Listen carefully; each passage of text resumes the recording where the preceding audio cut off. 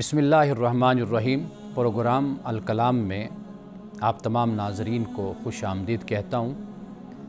आप जानते हैं कि आज जुमातुल मुबारक है और जुमा के रोज़ हम रसूलुल्लाह सल्लल्लाहु अलैहि वसल्लम की सीरत के किसी पहलू पर गुफ्तगू करते हैं। आज का मौजू भी हमारी माशरती, अज़दवाजी और ख़ानदानी ज़िंदगी के हवाले से बहुत अहम है और वो मौजू है निकाह।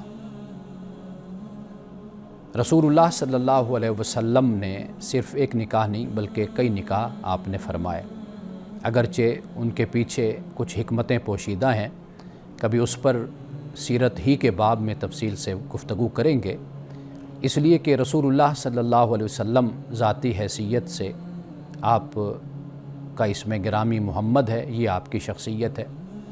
अल्लाह सुब्हानहु व तआला ने आपको नबी बनाकर भेजा और आप रसूल की हैसियत से भी मबूस हुए। तो रसूलुल्लाह सल्लल्लाहु अलैहि वसल्लम के निकाहों को जब समझना हो तो इन तीन पहलुओं को हमेशा मद्देनज़र रखना चाहिए।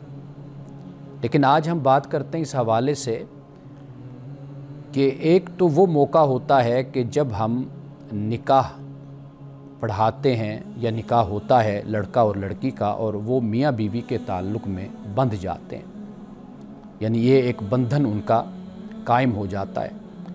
लेकिन याद रखिए कि इससे पहले भी हमारे लिए कुछ रहनुमाई है जो हमें मद्देनज़र रखनी चाहिए।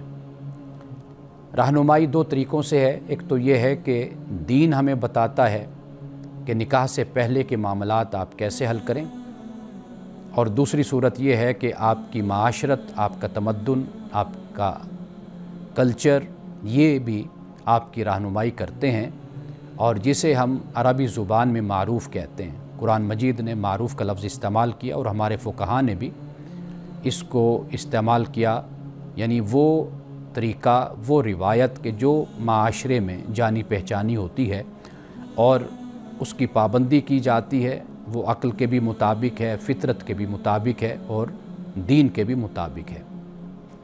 अब ये देखिए कि ये बात मैं अक्सर तौर पर कहा करता हूँ कि निकाह फ़ार्म हमेशा उस वक्त हमारे यहाँ पुर किया जाता है कि जब बारात आ जाती है। बारात के आने पर निकाह फ़ार्म फ़िल किया जाता है। हालांकि ये वो डॉक्यूमेंट्स हैं, ये वो कागज़ात हैं कि जिनका मुतालिया बारात की रात से कहीं पहले किया जाना चाहिए,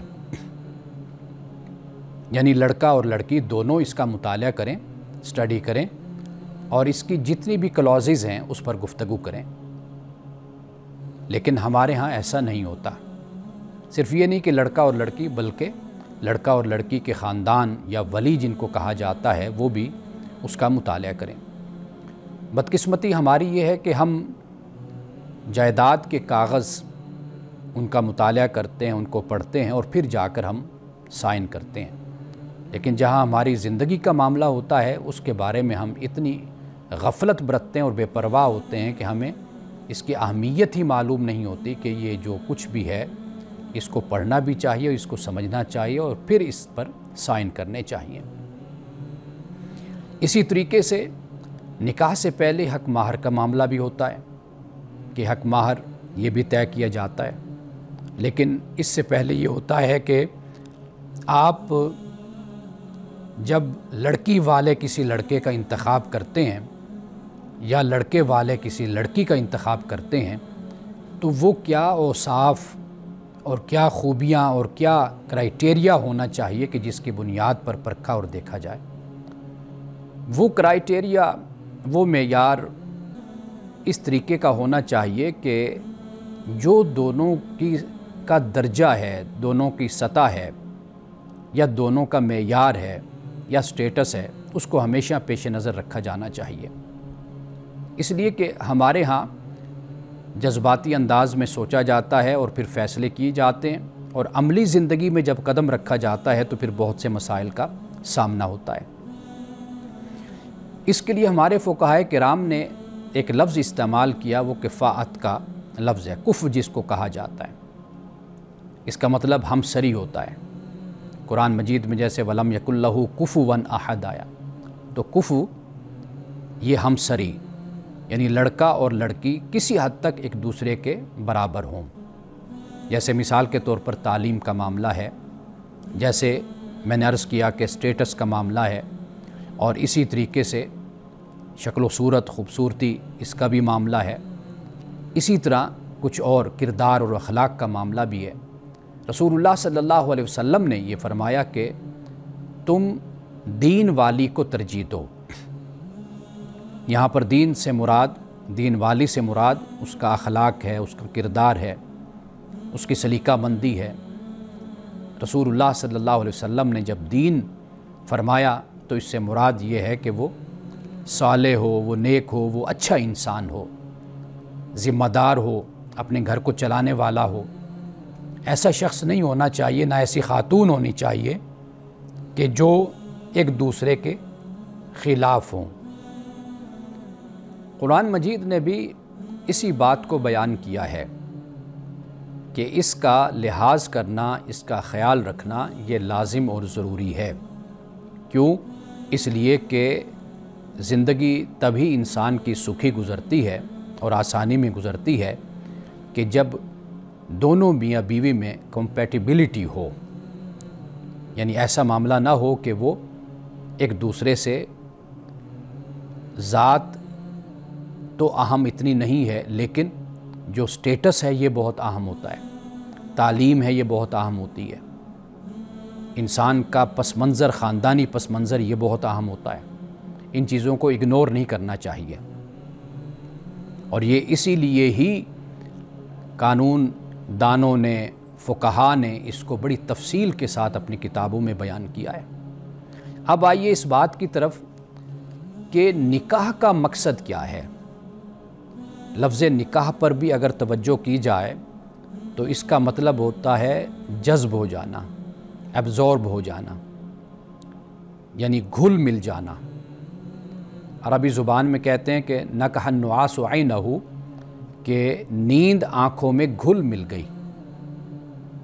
تو یہاں سے خود ہی نکاح کا مطلب بھی سمجھ آ جاتا ہے. میاں بیوی کو زوج کہا جاتا ہے، یعنی زوج پیئر. اگر ایک نہ ہو تو دوسرے کا وجود ناکارہ ہو جاتا ہے. اسی طرح دوسرا نہ ہو تو پہلے کا وجود اس طرح ہو جاتا ہے. تو قرآن مجید نے زوج کا لفظ بھی استعمال کیا، اور میاں بیوی کے اس تعلق کے لیے نکاح کا لفظ بھی استعمال کیا، اور عقد کا لفظ بھی استعمال کیا.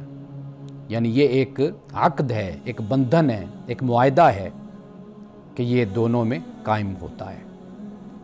قرآن مجید کی روشنی میں ہم دیکھتے ہیں کہ قرآن مجید میں نکاح کا مقصد کیا بیان کیا. پہلا تو یہ بیان کیا کہ سکون اور محبت کا حصول. اس کے لیے قرآن مجید نے مودت اور رحمت کا لفظ استعمال کیا. مودت اور رحمت سے ایک تو مہربانی، محبت وہ ہوتی ہے جو عام روٹین میں ہوتی ہے. ایک محبت اور احساس وہ ہوتا ہے کہ اگر بیوی کسی تکلیف میں، بیماری میں ہو تو خامند بے چین رہے اور اس کی خدمت کرے. اسی طرح خامند بیمار ہو تو بیوی اس کے لیے بے چین ہو جائے، فکر مند ہو جائے. تو قرآن مجید نے صرف رحمت کا لفظ استعمال نہیں کیا، قرآن مجید نے اس کے ساتھ مودت کا لفظ بھی استعمال کیا ہے. ایک تو یہ بات سمجھ آ گئی کہ اگر ایک انسان شادی کرتا ہے تو قرآن نے اس کا مقصد یہ بیان کیا کہ وہ سکون حاصل کرتا ہے، وہ رحمت حاصل کرتا ہے، وہ مودت حاصل کرتا ہے. اور اسی طرح قرآن مجید نے نسل انسانی کی بقا، یہ بھی نکاح کو بیان کیا. یعنی انسانی نسل آگے چلتی ہے. اور قرآن مجید نے اس بات کو اس طرح بیان کیا کہ اللہ سبحانہ و تعالیٰ نے تمہیں نفس واحدہ سے پیدا کیا، اور پھر اسی مادہ سے، اسی مٹیریل سے اس کا زوج پیدا کیا، اور پھر وبث فیہا مرد اور عورت کثرت سے اللہ تعالیٰ نے پھر زمین پر پھیلا دیے. اب ہمیشہ یہ بات میں کہتا ہوں کہ جن کی شادی ہو رہی ہے، میاں بیوی، لڑکا لڑکی، وہ در حقیقت اپنے خاندان کے آدم و حوا ہیں. یعنی اس طرح خاندان کا سلسلہ آگے بڑھتا چلا جاتا ہے. تو لہٰذا قرآن مجید نے اس کو اس طرح بیان کیا کہ اللہ جعل لکم من انفسکم ازواجا وجعل لکم من ازواجکم بنین وحفدہ، فرمایا اللہ نے تمہارے لیے تمہاری ہی جن سے بیویاں بنائیں اور ان بیویوں سے تمہیں بیٹے اور پوتے اللہ تعالیٰ نے عطا کیے۔ تو ایک یہ دوسری وجہ اور دوسرا مقصد ہمارے سامنے یہ آ جاتا ہے۔ تیسرا یہ ہے کہ عفت اور پاکیزگی کا تحفظ۔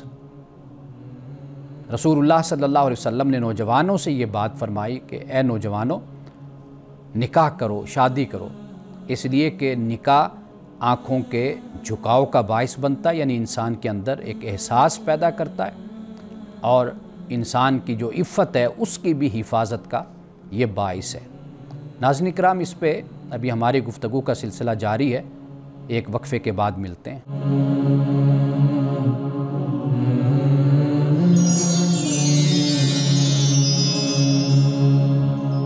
وقفے سے پہلے ہم بات کر رہے ہیں نکاح کا مقصد کیا ہے۔ تیسرا مقصد جو میں نے آپ کے سامنے بیان کیا وہ ہے عفت و پاکیزگی کا تحفظ۔ یہ بات یاد رکھیے کہ اسلام اس عفت پر، موڈیسٹی پر اسلام کسی طرح بھی کمپرومائز نہیں کرتا۔ اس لیے اسلام میں نکاح پر زور دیا گیا تاکہ واقعی ایک انسانی معاشرہ قائم ہو۔ وہ معاشرہ کہ جہاں پہ نکاح کو اہمیت نہیں اہمیت دی جاتی، اور انسان اسی طرح اپنی زندگی گزارتا ہے آزادانہ طور پر، تو اسلام نہ اس کو پسند کرتا ہے، نہ اسلام اس کی اجازت دیتا ہے۔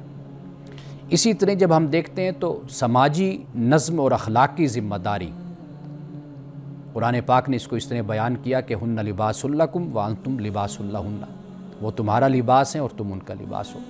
یعنی اس سے ایک خاندان وجود میں آتا ہے، خاندان سے ایک سماج وجود میں آتا ہے، اور پھر اسی سے اخلاقی ذمہ داریاں بھی ایک دوسرے پر عائد ہوتی ہیں۔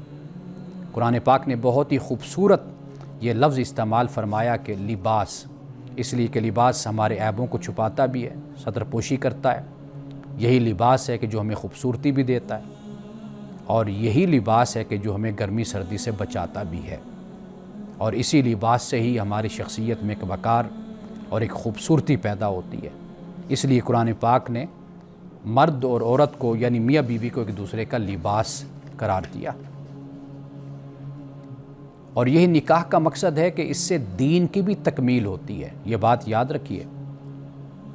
یعنی دین کی تکمیل سے مراد یہ ہے کہ جیسے رسول اللہ صلی اللہ علیہ وسلم نے فرمایا کہ جس نے نکاح کیا اس نے اپنے دین کا آدھا حصہ مکمل کر لیا، باقی آدھے حصے میں اللہ سے وہ ڈرے۔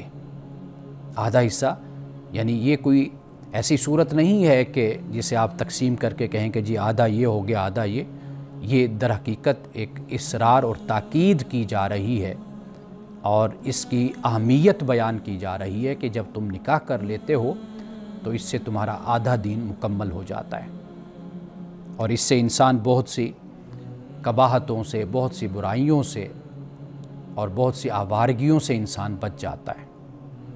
ایک اور بات جو نکاح کے مقصد میں ہمارے سامنے آتی ہے وہ ہے صالح اولاد، نیک اولاد۔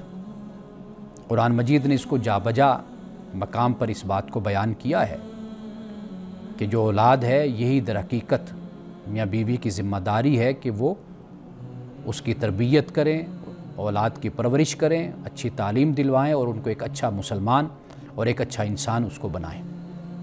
رسول اللہ صلی اللہ علیہ وسلم نے اس حوالے سے فرمایا کہ ایسی عورتوں سے نکاح کرو جو محبت کرنے والی اور زیادہ بچے جننے والی ہوں، کیونکہ میں تمہاری کثرت پر قیامت کے دن فخر کروں گا۔ یہ رسول اللہ صلی اللہ علیہ وسلم نے اس وقت فرمایا کہ جب مدینہ میں مسلمانوں کی تعداد کم تھی۔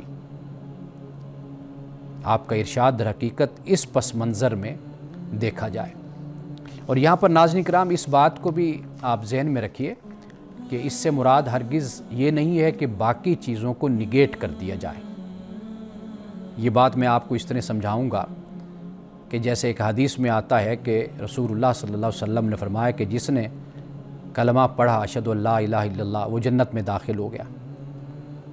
تو اگر کوئی یہ کہے کہ صرف کلمہ پڑھنے سے جنت میں داخل ہوتا ہے تو رسول اللہ نے یہ تو نہیں فرمایا کہ باقی چیزوں کو اگنور کر دیا جائے، آپ ظلم کریں، ناانصافی کریں، آپ جرائم کریں، فسق و فجور کریں، اور پھر اس کے بعد آپ کہیں کہ جی میں نے کلمہ پڑھ لیا تو لہٰذا میں جنت میں جاؤں گا، تو اس کا مطلب یہ نہیں ہوتا۔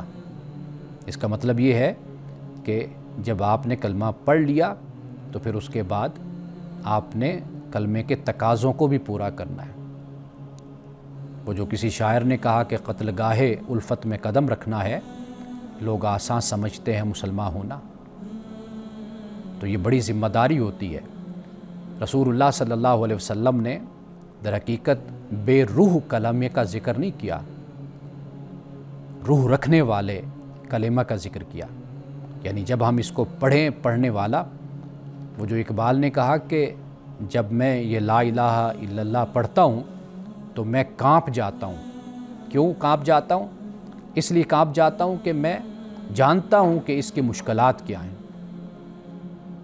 یہ در حقیقت بات ہے کہ جو رسول اللہ صلی اللہ علیہ وسلم نے فرمائی۔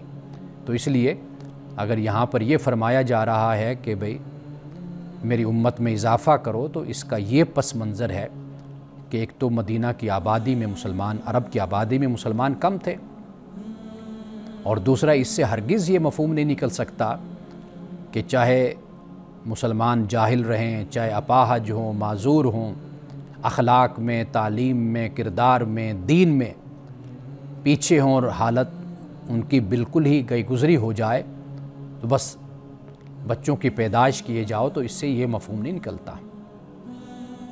تو رسول اللہ صلی اللہ علیہ وسلم جو بات بیان فرماتے ہیں اس کو صحیح جگہ پر رکھ کر اس کو سمجھنا چاہیے، اور پھر اس بات کو آگے بھی کرنا چاہیے۔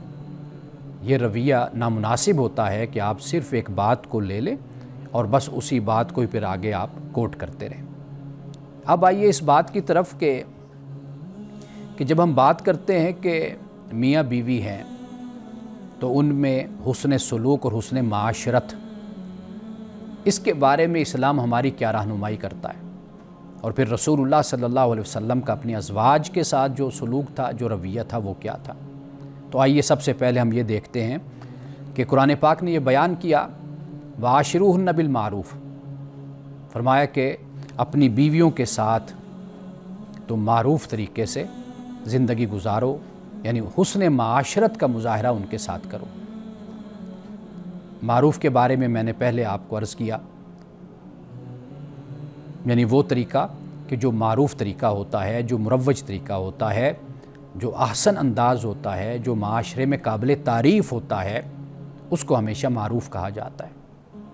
تو رسول اللہ صلی اللہ علیہ وسلم نے بھی اسی کی تلقین فرمائی، اور قرآن مجید نے بھی اسی بات کو ہی بیان کیا۔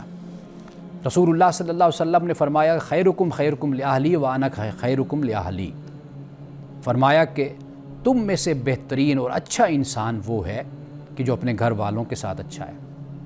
یہاں پر اہل سے مراد پہلے نمبر پر بیوی آتی ہے،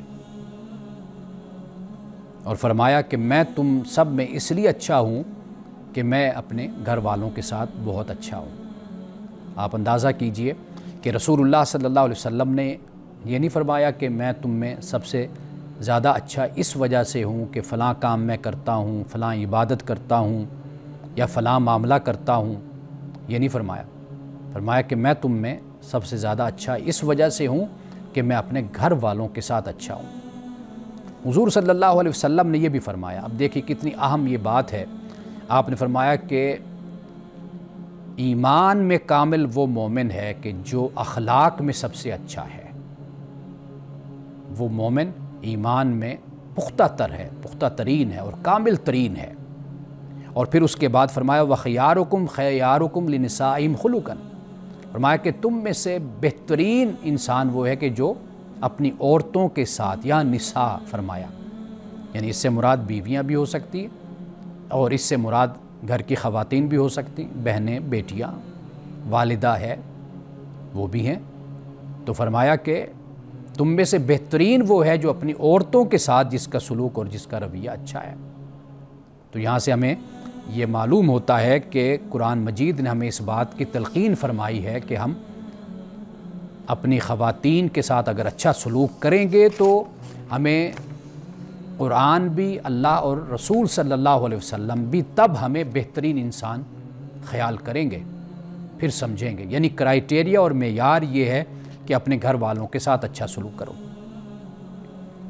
میں یہاں پہ سیرت کے حوالے سے ایک بات عرض کرتا چلوں کہ رسول اللہ صلی اللہ علیہ وسلم باہر کے معاملات باہر ہی رکھا کرتے تھے۔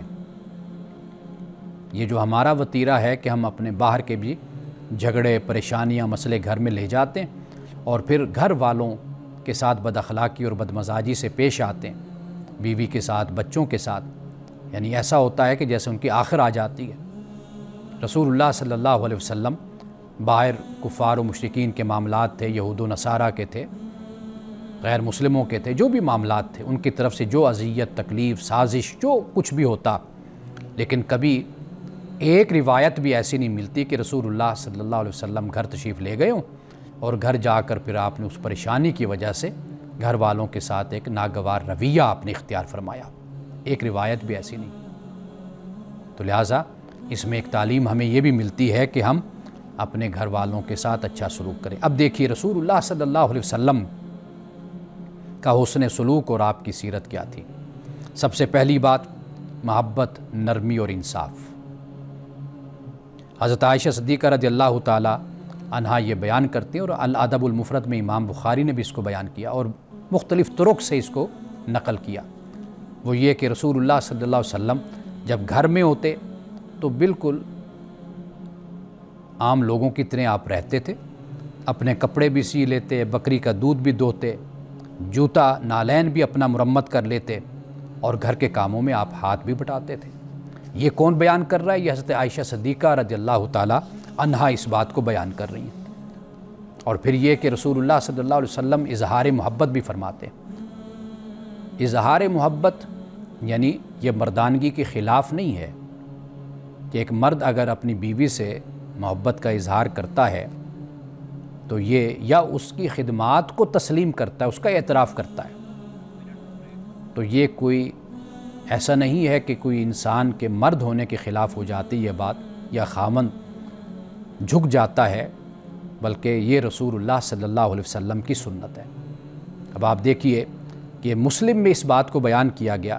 حضرت عائشہ فرماتی میں پانی پیتی تھی تو رسول اللہ میرے منہ کے اسی حصے سے پیتے جہاں سے میں نے پیا ہوتا، یعنی گلاس کے جس جگہ سے میں پانی پیتی ہوں اسی جگہ سے رسول اللہ صلی اللہ علیہ وسلم پیتے، اور فرماتی ہیں اور گوشت میرے ہاتھ سے لیتے جہاں سے میں نے کاٹا ہوتا، یعنی جہاں سے میں کھاتی رسول اللہ صلی اللہ علیہ وسلم بھی وہیں سے گوشت کھایا کرتے تھے۔ ابھی اس پہ ہی ہم بات کرتے ہیں لیکن ایک وقفے کے بعد۔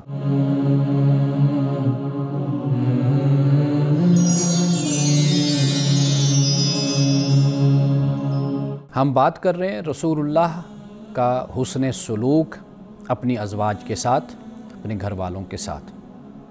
وقفے سے پہلے میں اس پہ بات کر رہا تھا کہ رسول اللہ اپنی ازواج سے محبت کا اظہار بھی کرتے تھے، اور ازواج بھی آپ سے اپنی محبت کا اظہار کرتی تھی۔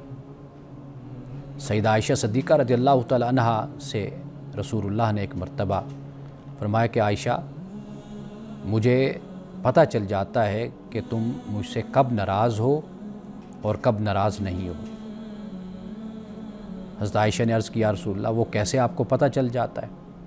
آپ نے فرمایا کہ جب ناراض ہوتی ہو تو پھر آپ یہ کہتی ہو کہ رب ابراہیم کی قسم، ابراہیم کے رب کی قسم، لیکن جب تم مجھ سے خوش ہوتی ہو تو پھر کہتے ہو کہ رب محمد کی قسم۔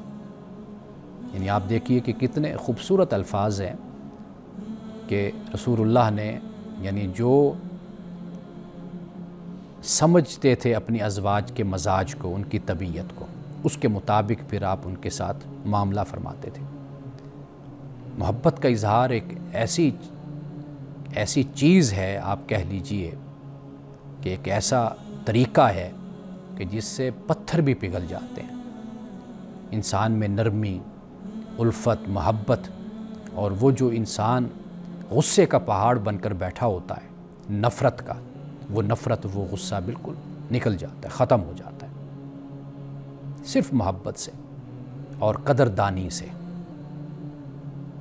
یعنی اگر آپ کے گھر میں آپ کی بیوی گھر کے کام کرتی ہے، گھر سنبھالتی ہے، بچوں کو سنبھالتی ہے، تو آپ صرف ایک جملہ بول دیں قدردانی کا اعتراف کا، محبت کا، تو اس کی ساری تھکاوٹ ختم ہو جاتی ہے۔ یہ بہت بڑی چیز ہے، اس کو کبھی آزما کر دیکھیے۔ اللہ کے پیغمبر رسول اللہ صلی اللہ علیہ وسلم کا طریقہ اور آپ کی سنت یہی، حالانکہ آپ اللہ کے رسول، اللہ کے نبی، لیکن گھر میں جب آتے تو آپ ایک محمد اور ایک خاوند کی حیثیت سے آپ اپنی بیویوں سے معاملات کرتے تھے، ان کے ساتھ اسی طرح محبت، مزاح، گفتگو، یہ سب کچھ اسی طریقے سے ہی ہوتا تھا۔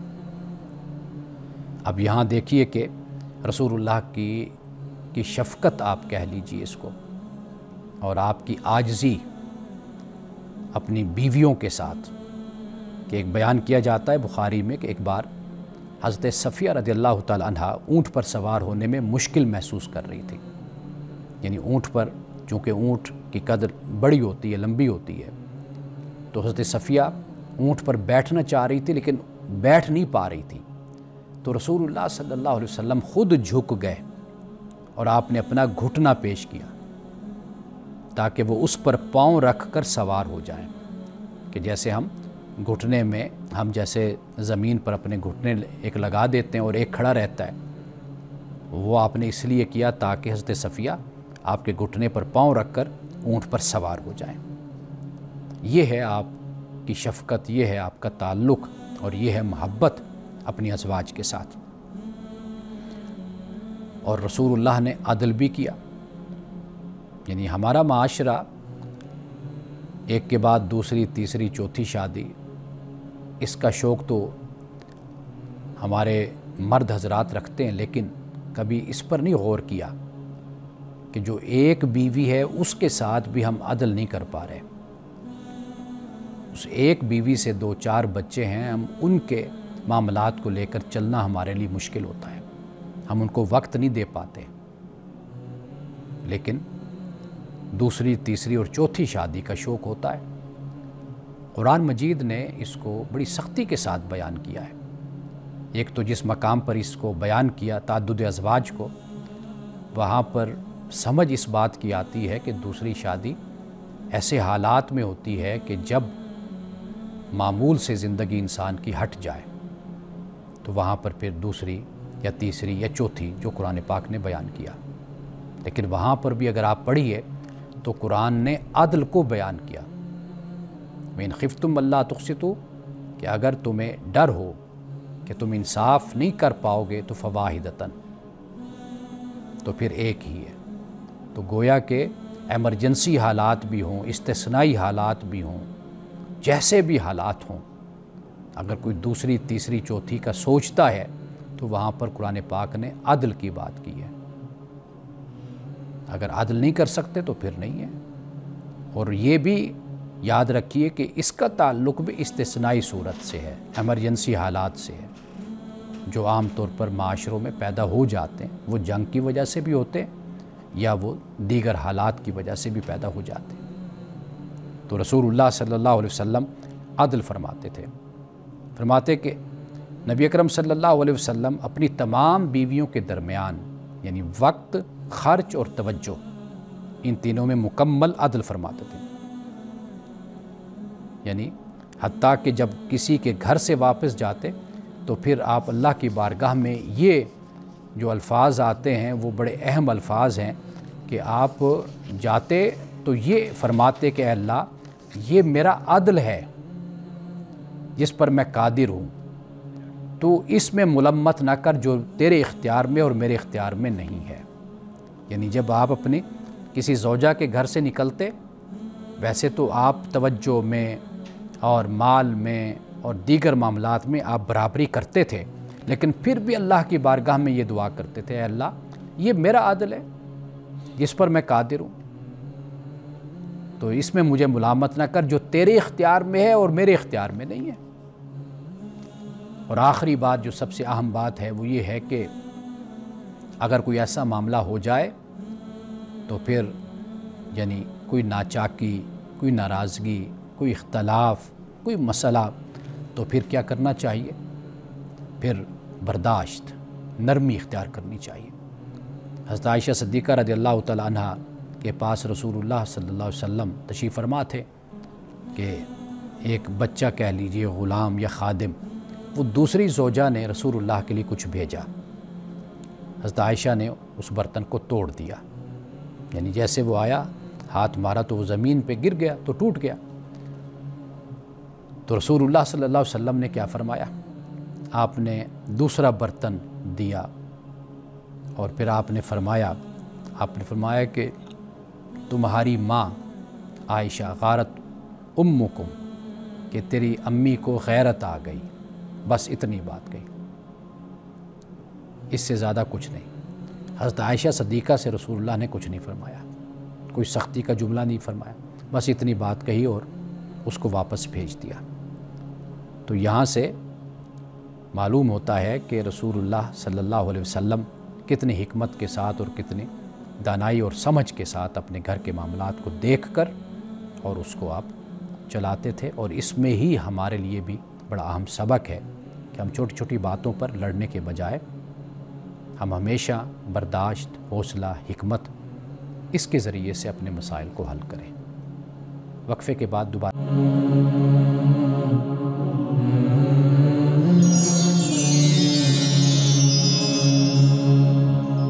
ناظرین کرام، آج کے آخری حصے میں، آج کے پروگرام کے آخری حصے میں ہم ایک کتاب پر ہمیشہ بات کرتے ہیں۔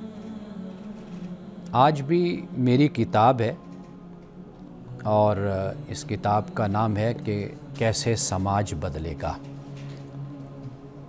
یہ کتاب اسی حوالے سے ہے کہ ہم اپنے سماج کو، اپنے معاشرے کو ہم کس طرح بدل سکتے ہیں، اس میں تبدیلی کیسے لا سکتے ہیں۔ اس کتاب کے 5 ابواب یہ ہم نے بنائے ہیں اور 5 ابواب بہت ہی اہم ہیں۔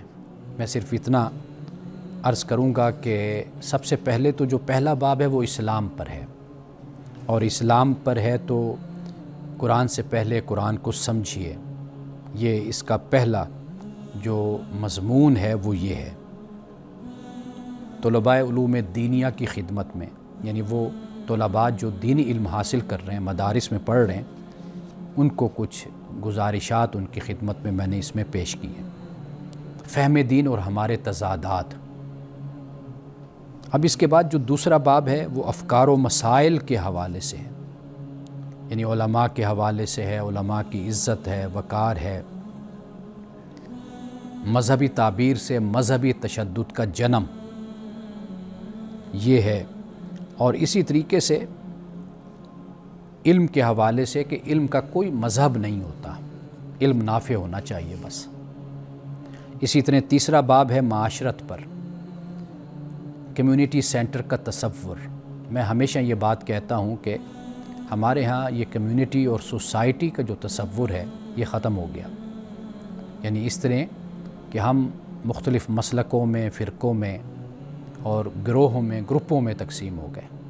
ہمیں اس سے بلند ہو کر جہاں ہم رہتے ہیں تو وہاں پر ہمیں صرف اس بنیاد پر ایک دوسرے کے ساتھ تعلق رکھنا چاہیے کہ ہم ہمسائے ہیں، ہم ایک سوسائٹی میں رہتے ہیں، ہم اکٹھے رہتے ہیں، تو بغیر اس تفریق کے کہ وہ کون ہے تو فلاں کون ہے، اس میں نہیں جانا چاہیے۔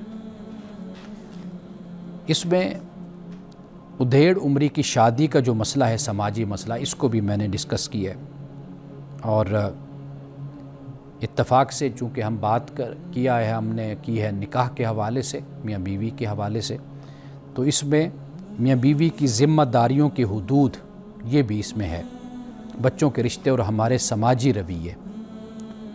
قومی مسائل میں سب سے اہم جو مضمون ہے وہ ہے مجذوبوں کا معاشرہ۔ یہ بہت ہی اہم آرٹیکل ہے اس حوالے سے کہ ہمارے ہاں جو شخص دنیا چھوڑ جائے، ملنگ ہو جائے اور خود کو کہے جی میں اب بالکل ہی تارک دنیا ہو گیا ہوں، اس کو بڑا ایک پسند کیا جاتا ہے اس بات کو۔ میں نے اس میں یہ بیان کیا ہے کہ غالباً حضرت مجدد الافسانی رحمۃ اللہ علیہ کا یہ قول ہے کہ جس معاشرے میں مجذوبوں کی تعداد بڑھ جائے تو وہاں پر کوئی نہ کوئی اب نارمیلٹی ہوتی ہے۔ اسی طرح بچوں کا جنسی استحصال اور شوبز انڈسٹری اور ہمارا رویہ، اس پر بھی آرٹیکل ہے، خوابوں کی تاریخ اور ان کے نتائج، اور معاشرے میں بڑھتی درندگی، اور جو 5واں باب ہے یہ ملی سیاست کے حوالے سے ہے، آڈیو ویڈیو لیکس اور اخلاقی بحران، جو ہمارے ہاں یہ مسائل پیدا ہوتے رہتے ہیں، اس کے بارے میں تو ایک دوسرے کی آڈیو یا ویڈیو، یہ در حقیقت اخلاقی بحران ہے، مورل کرائسس ہے یہ، کہ ہم اتنے گر جاتے ہیں کہ ہمیں دوسروں کی جو پرائیویٹ لائف ہے اس کا بھی خیال نہیں رہتا کہ اس سے ہمارا کوئی تعلق نہیں ہے، اور ہمیں دین پابند کرتا ہے کہ ہم ایسی چیزیں مارکیٹ میں نہ لائیں، معاشرے میں مت پھیلائیں۔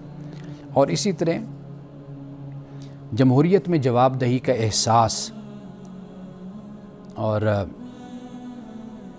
بات چیت واحد راستہ ہے، یعنی مکالمہ، یہ ہمیں کرنا چاہیے۔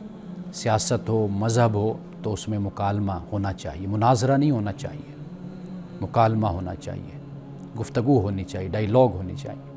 مسائل اسی طرح حل ہوتے ہیں جب ہم ایک دوسرے کے پاس بیٹھیں گے، تو بڑے بڑے قومی مسائل، مذہبی مسائل بھی مل بیٹھ کر بات کرنے سے حل ہو جاتے ہیں۔ تو یہ 5 باب ہیں اس کتاب کے، اور ہر مضمون اس میں بہت اہم ہے۔ انہی الفاظ کے ساتھ مجھے آج کے پروگرام سے اجازت دیجیے، انشاءاللہ آپ سے دوبارہ ملاقات ہوگی۔ السلام علیکم ورحمۃ اللہ وبرکاتہ۔